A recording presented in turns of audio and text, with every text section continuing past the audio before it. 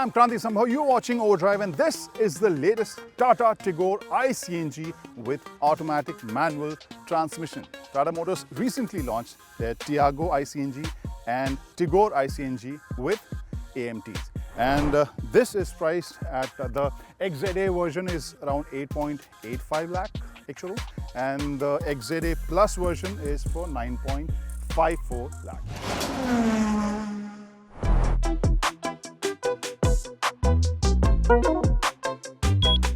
The AMT version of the latest Tata Tigor iCNG starts at Rs 8.85 lakh and the top end is for 9.55 lakh. The manual transmission version is priced between 7.75 and 8.95 lakh rupees. And just for the context, the petrol version starts at Rs 6.3 lakh and the top end is for 8.6 lakh. These are all ex-showroom prices in Delhi. Tata Motors started selling the CNG versions with twin-cylinder mechanism just a year back, and now the company has taken their CNG game to the next level with the introduction of the AMT, part of the first lot of CNG cars with auto transmission. With claims like best restart gradability, creep tuning for heavy traffic maneuvering, and a smoother gear shifting in line with the petrol AMT. You know what that means, right? Yep, we start with the drive.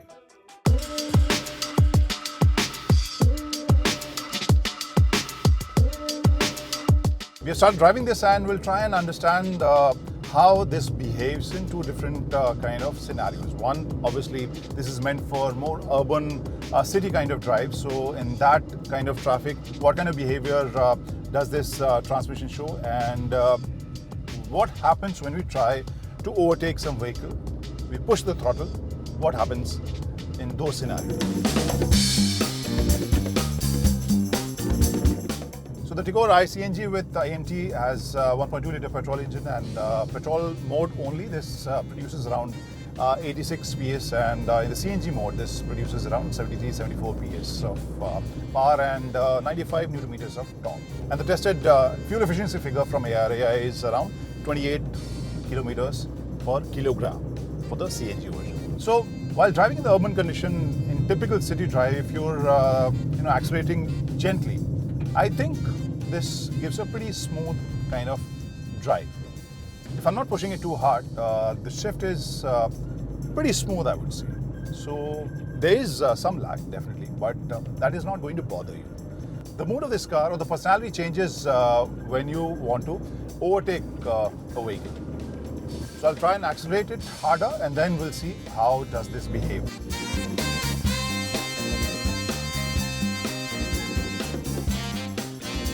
So the moment I push it harder, the decibel level goes up. So you can see engine is working overtime to help you overtake whatever vehicle you want to, or if you want to go a bit faster. In that scenario, the gear shift or the lag is amplified. Then you can feel it properly when you're pushing the accelerator hard. It takes time to shift. And when you accelerate it harder, then you feel that lag is amplified in those scenarios, also with this background score. But is it a deal breaker? I don't think so. In this segment, you approach the cars with different type of expectations, and this kind of fulfills it. And now that part which I think needs some improvement, and that is the braking part. This has a very gradual kind of braking, and I would have loved this to have a little bit more bite. Tata Motors should work on. The ride quality of this car really impressed me. I really like the way this drives. It gives you confidence over broken roads. The suspension setup is very balanced. And even if you're driving alone, this goes through broken roads, potholes, or speed bumps in a very consistent and comfortable manner. So overall, the transmission is more suited to urban kind of driving. The ride quality is something which you will enjoy. You will like it on a daily basis if you go through those roads which are not very smooth. So overall, this feels like a good urban commuter with extra added comfort. One good thing about the iCNG versions of Tata Motors is that ease with which you can shift between petrol and CNG. You have a button over here. Just push it and you can go in the petrol mode without going through some toggle switch, some shuffles or any complicated mechanism. Other than this convenient feature, the car also gets a couple of CNG-centric safety features like fire extinguisher, obviously, then a micro switch which turns off the engine the moment the fuel lid opens. The thermal incident protection immediately cuts off CNG supply to the engine in case of a thermal incident, and a special nozzle releases the gas. There's a leak detection feature as well, which switches from the CNG to petrol mode the moment a gas leak is detected.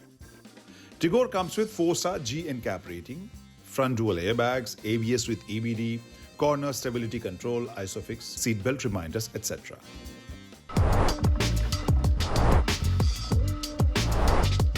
Now take a look at the exterior of this car, and not many design changes you can spot in this car. Face setup, everything looks familiar. You still have this protruded nose, and the front grille has these chrome-tipped tri-arrow motifs. Lots of chrome on the bumper and the fog lamp housing as well, but this is the top-end version. So in the base version you won't get the fog lamps, and this also has auto headlamp function. So that is one addition. This tone reminds me of Royal Enfield Meteor also because it's called Meteor Bronze. And if we look at the tires, this is 175/65 R14, 14 inches with this specific design which is called Hyper Style. Again, this is the top-end version. In the base version, you won't get this kind of alloys, and you won't get this chrome-tipped door handles as well. This is again for the top-end version. If you look at the silhouette, if you look at the design, it looks pretty compact. And first 3/4 of this car still feels or looks very hatchbackish.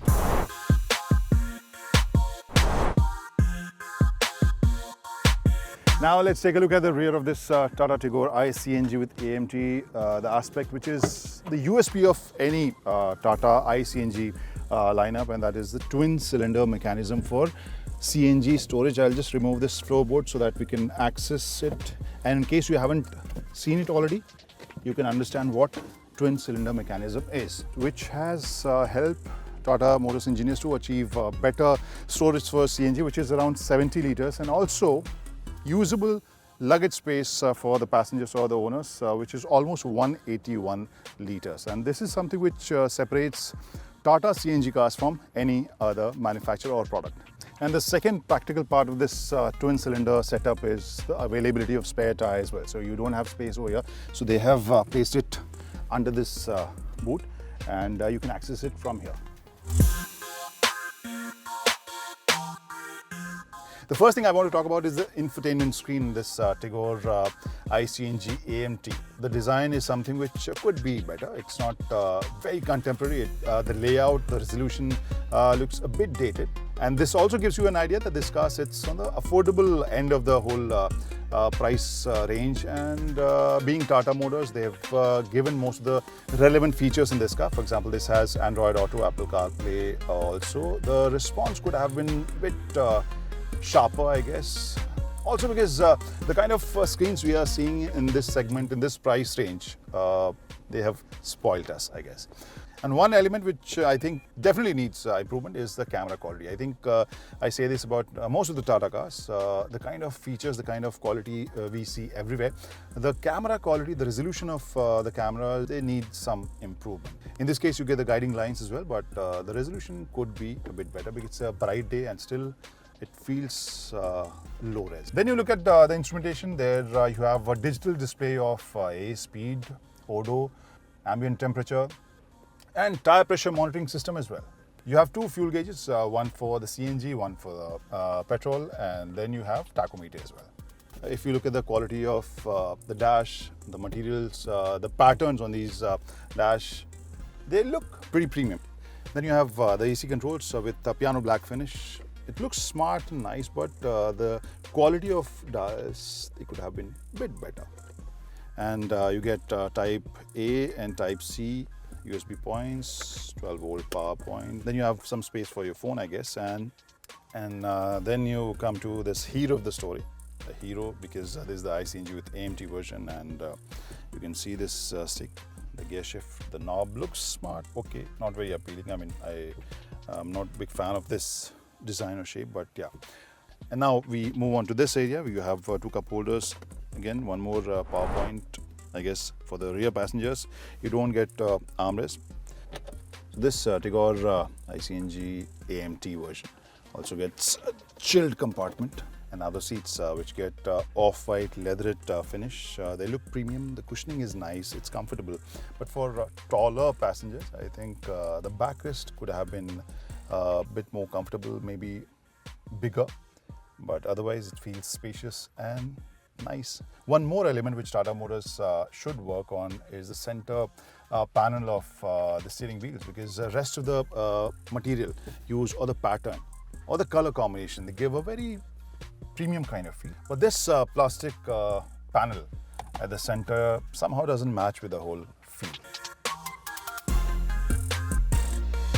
Now the second row of Tigor iCNG AMT, and just for your reference, I'm around 6'3", and I've adjusted this driver seat according to my driving position. And if you're average Indian height, I think you will just find this space adequate for your comfort. Again, this is not a normal average Indian height, so this can give you an idea what kind of knee room you're looking at, and same case with the headroom as well. This space, I think, is comfortable for 2 average Indian height passengers. For third, there would be some adjustment needed with this prominent central tunnel. Seats feel premium, the cushioning is nice, and back support is also nice and firm. So for 2 passengers, I think it will be very comfortable. Yeah, you don't get rear AC vents or USB charging points for rear seat passengers. This is the first time any Indian manufacturer has tried this combo of CNG and AMT, and this combination of iCNG and automatic manual transmission tells you an interesting story about Indian car market and changing behavior or priorities of Indian car customers. CNG used to be all about affordability, low running costs, value for money, but customers have changed and the market has also changed. If you look at the prices of petrol and CNG, the price gap has come down. The sales have kind of gone up, and Indian customers have also changed. Affordability is not the only criteria they look at when they are going for a CNG version. They want more features, they want more tech, and they want more premium feel to the package. And I guess this combination makes sense that way.